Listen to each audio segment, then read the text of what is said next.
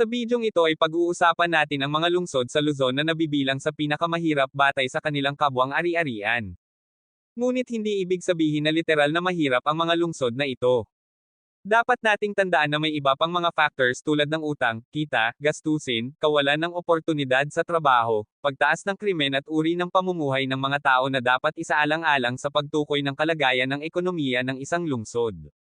Mahalaga rin na tandaan na ang ekonomiya ng isang lungsod ay maaaring mag-iba-iba sa paglipas ng panahon.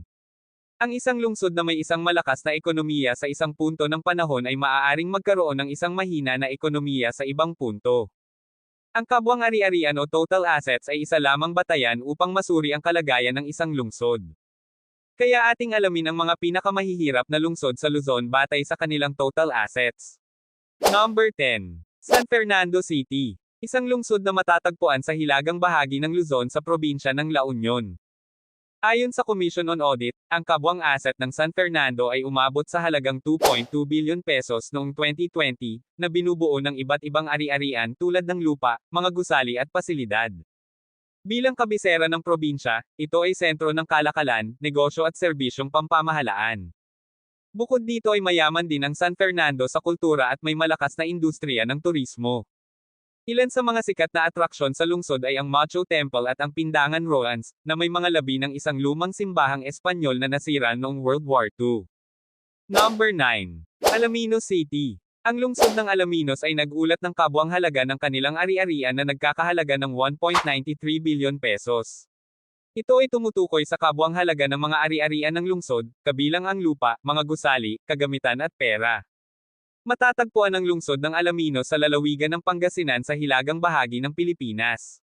Kilala ito sa magagandang beaches at mga isla kasama ng sikat na destinasyon para sa mga turista ang 100 Islands National Park. Number 8. Cauayan City. Ang lungsod ng Cauayan ay mayroong kabwang halagang ari-arian na nagkakahalaga ng 1.91 billion pesos. Ang Cauayan City ay isang lungsod sa probinsya ng Isabela. Kilala ito bilang agro-industrial gateway to the north dahil sa kanyang lokasyon at umuunlad na sektor ng agrikultura at industriya. Mayroon itong populasyon na humigit kumulang 129,000 something na katao.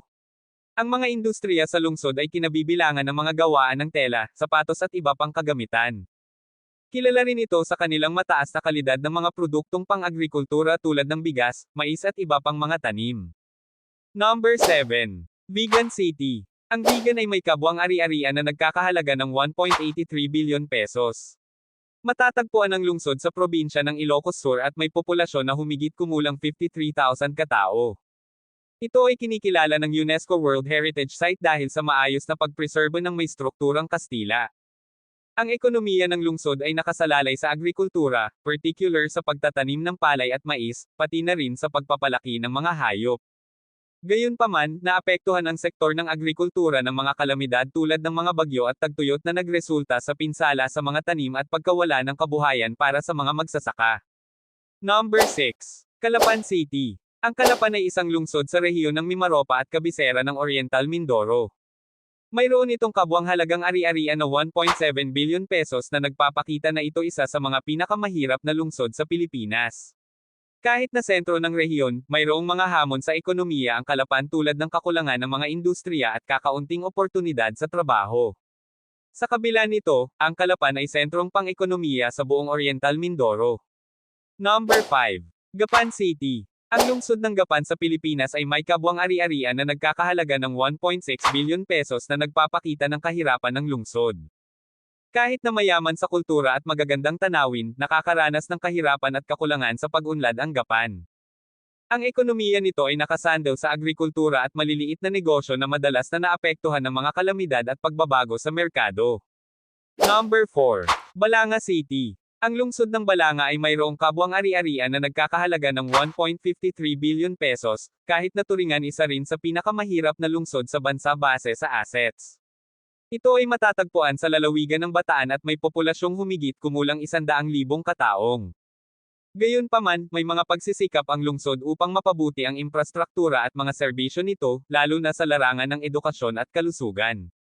Kilala ang Balanga sa mga makasaysayang lugar at mga kultural na pista na nagpapaakit ng mga turista mula sa iba't ibang panig ng bansa. Number 3. Iriga City. Ang Iriga City ay may kabuang halagang ari-arian na 1.36 billion pesos. Ito ay matatagpuan sa Bicol Region na lalawigan ng Camarines Sur na kilala sa kanyang natural na ganda at attraction para sa mga turista. Ang lungsod ng Iriga na palaging kilala bilang City of Character at City of Crystal Clear Springs na nagpapahiwatig ng kanyang natatanging katangian at mga mapagkukunan. Sa nakalipas na mga taon, ginawa ng Iriga City ang mga pagsisikap upang mapabuti ang kanilang ekonomiya at mas maakit ang higit pang turista sa lugar. Isa sa mga pangunahing proyekto ay ang pagpapaunlad ng Mount Iriga Eco Park na nag-aalok ng iba't ibang mga outdoor na aktibidad tulad ng hiking, camping at ziplining. Pinapaunlad din ng lungsod ang sektor ng agrikultura kung saan itinatanim ang mga pananim tulad ng palay, mais at gulay sa mga nakapalibot na lugar. Number 2. Palayan City. Ang Palayan City ay matatagpuan sa hilagang bahagi ng lalawigan ng Nueva Ecija sa gitnang Luzon. Ito ay may kabuang populasyon na 45,000 katao kung saan ang karamihan ay nagsasaka at nagtatrabaho sa agrikultura. Ang lungsod ay isa sa mga pinakamahirap na lungsod sa Pilipinas batay sa kabuang ari-arian na nagkakahalaga ng 1.288 billion pesos. Ito ay nagpapakita na mayroong limitadong mga mapagkukunan ng lungsod at maaaring magkaroon ng mga hamon sa ekonomiya at pagpapaunlad na kailangang tugunan upang mapabuti ang kalidad ng buhay ng mga residente nito. Number 1. Baliwag City. Base sa datos, ang Baliwag ang pinakamahirap na lungsod sa Luzon batay sa total assets nitong 1.17 billion pesos. Ito ay matatagpuan sa lalawigan ng Bulacan. Ito ay nagpapakita na maaaring nahihirapan sa aspeto ng ekonomiya ang Baliwag at kinakaharap ang mga hamon pang infrastruktura at iba pang mga larangan na nangangailangan ng sapat na pondo. Gayunpaman, mababa ang poverty incidence rate ng lungsod na 3.98% lamang, na nangangahulugang mataas ang antas ng pamumuhay ng mga mamamayan nito.